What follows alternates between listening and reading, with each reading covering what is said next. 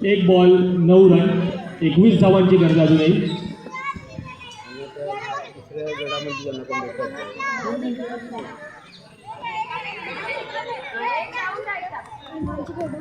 आता डिक्लेअरनी काम होणार नाही आहे आकाश पॅकर्सचं. त्यांना चौकारासाठी येऊन पुढे खेळावंच लागेल, काहीशी रिस्क घ्यावी लागेल. धावसंख्या झालेली आहे 2 बॉल 10. आता 10 बॉलमध्ये 20 रनची गरज आहे. 10 चेंडू 20 रन्स आणि आऊट.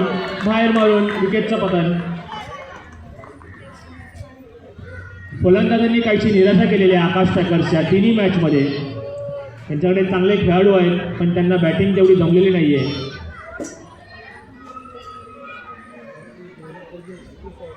फलंदाजीसाठी उतरलेले तर रुपाली. 3 बॉल झालेले आहेत. धावसंख्या स्थिरावलेली आहे 10 वर.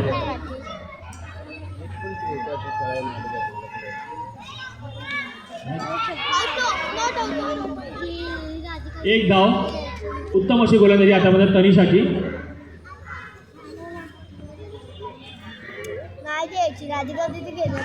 चांगला फटका आणि तेवढंच चांगलं क्षेत्ररक्षण. फक्त एक धाव. निधीकडून चांगलं क्षेत्ररक्षण. लास्ट बॉल आणि ओव्हर. 3 ओव्हर नंतर धावसंख्या झालेली ती 12 रन. आता 6 बॉलमध्ये 18 रनची गरज आहे. 6 बॉल 18 म्हणजे जवळपास 4 ते 5 चौके तुम्हाला लगावे लागतील, तेव्हा कुठे ही मॅच जिंकू शकाल. आकाश पॅकर्स 6 बॉलमध्ये 18 रनची गरज. 6 बॉल 18.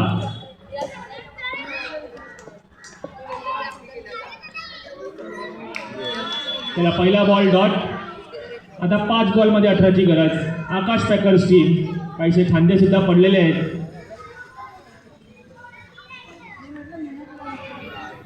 नोचा इशारा पंचांकडून. हाईटचा नो बॉल. 5 चेंडू 17ची गरज.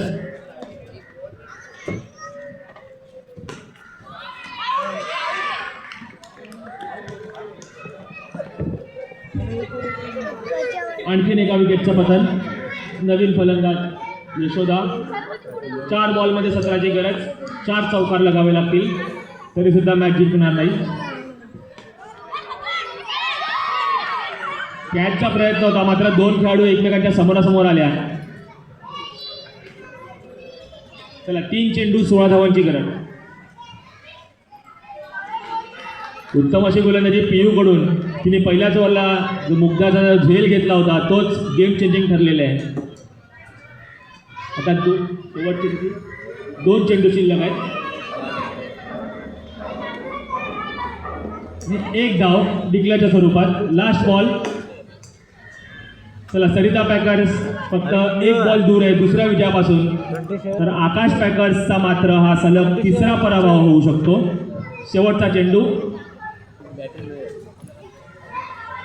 आणि अशा प्रकारे सरिता पॅकर आणि संघाने हा सामना जिंकलेला आहे. आणि आकाश पॅकर संघ तुमचं आव्हान इकडे संपुष्टात आलेले आहे. 3 मॅच हरलेले आहेत Akash Pakar. Well played and all the best for the next time. Sarita Pakar तुम्ही 3 मधून 2 मॅच जिंकलेल्या आहेत, त्यामुळे तुमच्या आणि